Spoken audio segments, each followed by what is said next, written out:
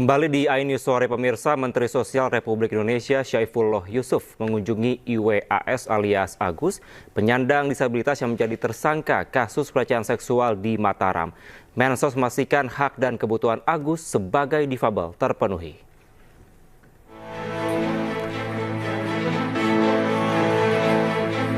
Menteri Sosial RI Syaifullah Yusuf menyambangi Mapolda Nusa Tenggara Barat untuk menemui penyandang disabilitas tunadaksa berinisial IWAS alias Agus yang ditetapkan sebagai tersangka kasus dugaan pelecehan seksual di Mataram. Didampingi Kapolda NTB, Mensos mengaku kedatangannya untuk menyapa tersangka Agus dan berdialog dengan kuasa hukumnya perihal kasus yang menjeratnya. Mensos juga memastikan segala hak dan kebutuhan Agus sebagai seorang penyandang disabilitas tetap terpenuhi. Dan saya tanya apakah kondisi baik-baik aja, dia bilang baik-baik ya. Sebatas itu saya tadi. Selebihnya kita dialog dengan pengacaranya apakah hak-haknya bisa dipenuhi, dia mengatakan dipenuhi dan dilayani sangat baik menurut pengacaranya. Hingga kini jumlah korban yang melapor atas dugaan pelecehan seksual oleh Agus bertambah hingga mencapai 15 orang. 3 diantaranya masih di bawah umur. Nah, korban-korban lain kenapa baru muncul sekarang? Tentu ini sebenarnya adalah sesuatu yang ya bisa dilihat sendiri sekarang kan dengan adanya satu korban yang sudah berani aja, masyarakat masih banyak yang sulit percaya gitu. Jadi ketakutan korban untuk kemudian tidak ada orang yang percaya itu sebenarnya yang membuat korban akhirnya selama ini banyak yang kemudian tidak muncul juga gitu. Berkas perkara kasus dugaan pelecehan seksual yang menjerat penyandang disabilitas Agus dalam waktu dekat akan dilimpahkan penyidik ke Kejaksaan. Sementara para korban pelecehan seksual akan meminta perlindungan ke LPSK. Dari Mataram, Nusa Tenggara Barat, Hari Kasidi, iNews melaporkan. Sementara itu, Polda NTB buka posko pengaduan korban pelecehan seksual IWAS alias Agus. Korban yang sudah melapor kini mencapai 15 orang, 2 diantaranya masih berstatus anak.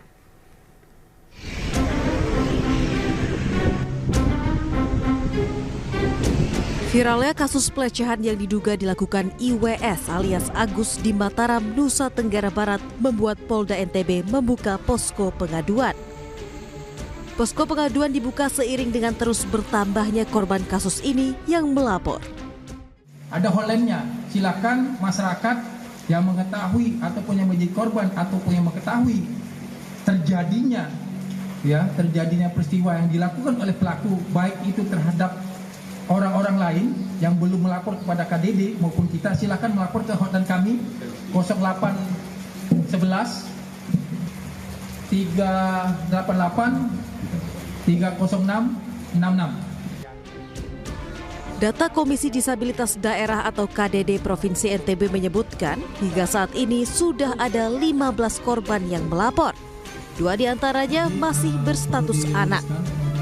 Hingga saat ini penyidik di Treskrimum Polda NTB telah meminta keterangan 8 orang saksi dan memeriksa 4 orang korban. Iya, tadi kalau kemarin kan 13. Ini hari ini ada tambahan 2 yang menyampaikan ke KDD. Tapi kita menginginkan sebenarnya kan dari korban-korban itu mau untuk melapor gitu ya, mau di BAP gitu, bukan sekedar melapor ke kita. Rencananya dalam waktu dekat polisi akan melimpahkan kasus ini ke Kejaksaan untuk segera disidangkan. Dari Mataram, Nusa Tenggara Barat, Hari Kasidi, iNews melaporkan. Pemirsa, polisi membeberkan video cara Agus merayu korban perempuan yang akan dilecehkannya. Video yang diambil oleh salah satu pelapor ini juga menjadi barang bukti yang sudah dikantongi polisi untuk menjerat Agus Buntung.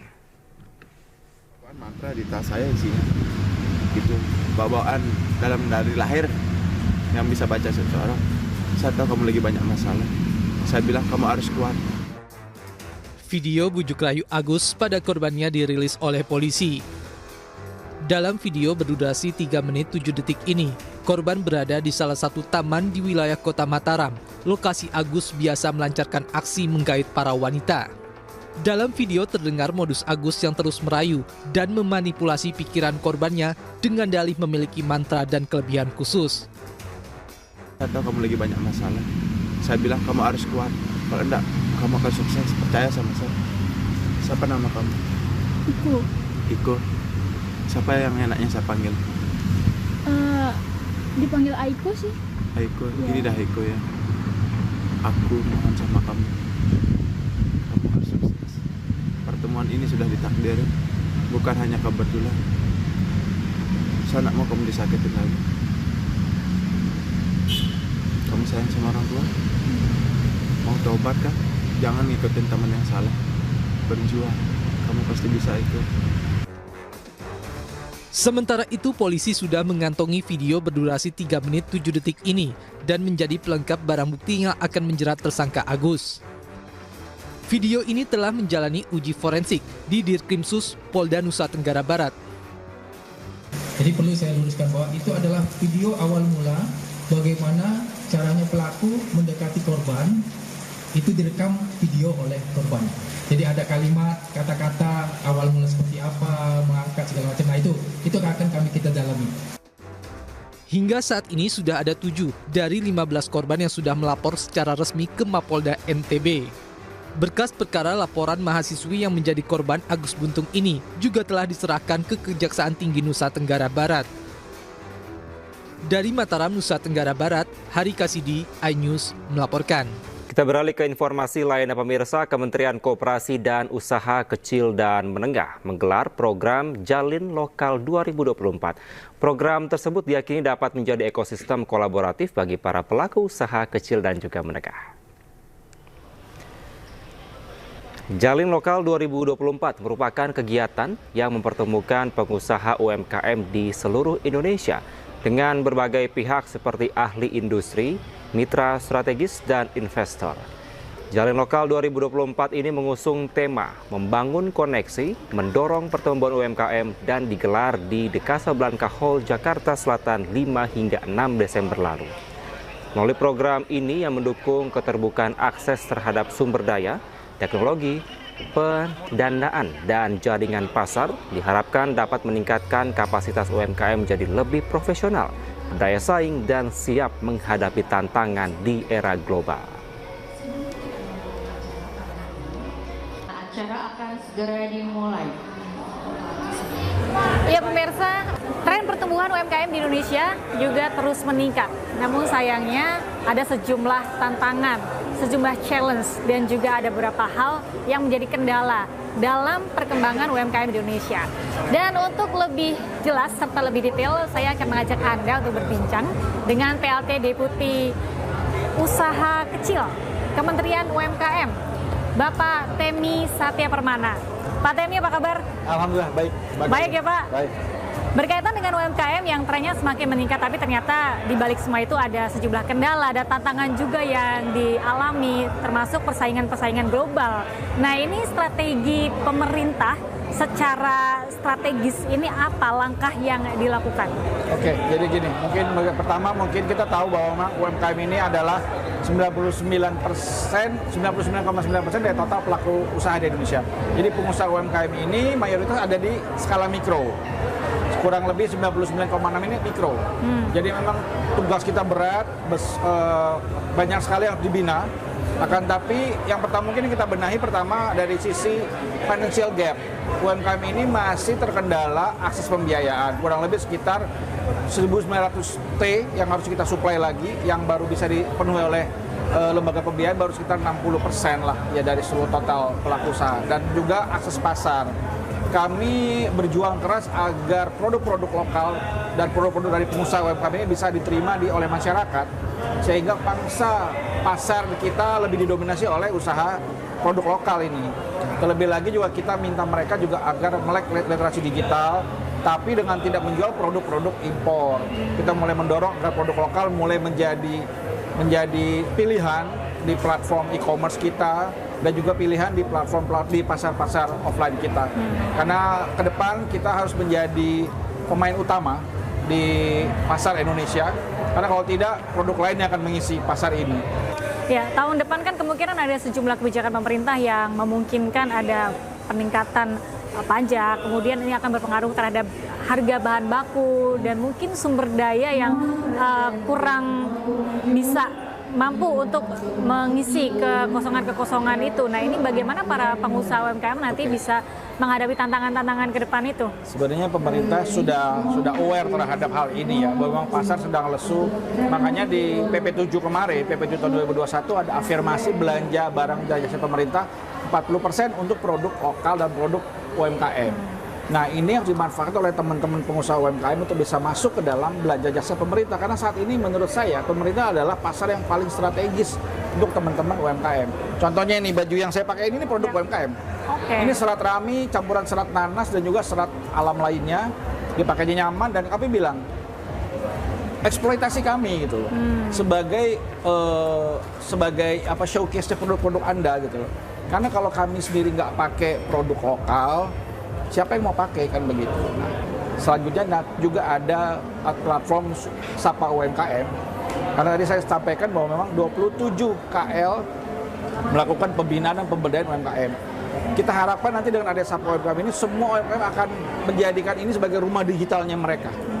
Semua program pemberdayaan bisa diakses di sana, termasuk mengurus sertifikasi, mengurus pembiayaan dan lain dalam satu apps namanya Sapa UMKM. Ini target yang berat, tapi kami yakin dengan didukung oleh semua pihak ini akan bisa jalan. Mudah-mudahan di tahun depan sudah bisa di launching, karena sekarang jumlahnya yang sedemikian besar, jutaan, masih tersebar di mana-mana. Kita belum bisa menyatukan potensi itu kalau tidak kita coba untuk data dengan baik, kita kumpulkan dalam satu platform. Gitu Mbak Galuh. Iya, oke. Ada satu hal yang kemudian menjadi perhatian ya di era kepemimpinan Prabowo untuk pertumbuhan ekonomi 8%. Salah satunya adalah mungkin mengakselerasi industri manufaktur, dan itu juga mungkin bagian dari usaha kecil menengah ini kemudian bisa dibangun dengan pabrik atau semacamnya gitu untuk mengolah barang mentah menjadi hasil jadi. Nah, apakah ada mungkin langkah-langkah dari pemerintah untuk menarik investor, kemudian membuat sebuah atau mendirikan industri manufaktur gitu ya, yang akhirnya bisa mendorong percepatan ekonomi di Indonesia, Pak?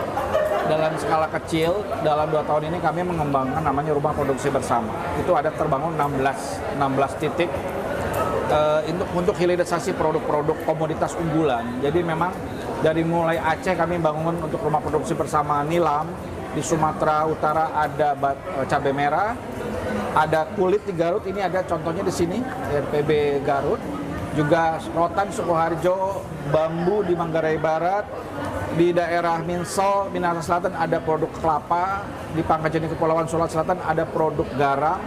Intinya adalah hilirisasi ini dikembangkan untuk mengembangkan potensi ekonomi mulai dari desa dan berbasis komoditas lokal yang menjadi unggulan, sehingga masyarakat maupun pengusaha UMKM mau petani nelayan tidak menjual bahan baku tapi menjual bahan setengah jadi yang akan menciptakan nilai ekonomi lebih baik. Nah, ini yang perlu kebijakan lain. Contohnya gini, saya ambil untuk produk rumput laut, kita negara penghasil rumput laut mungkin kedua terbesar di dunia ya. Kita menjual bahan baku ke Tiongkok itu biayanya masuknya 0%. Tapi begitu kita olah menjadi tepung keragenan, itu ada biaya masuk ke sana, naik 7%. Nah, ini yang perlu kita coba galakan, bahwa memang industri lokal harus mulai menserap produk-produk dari RPB ini.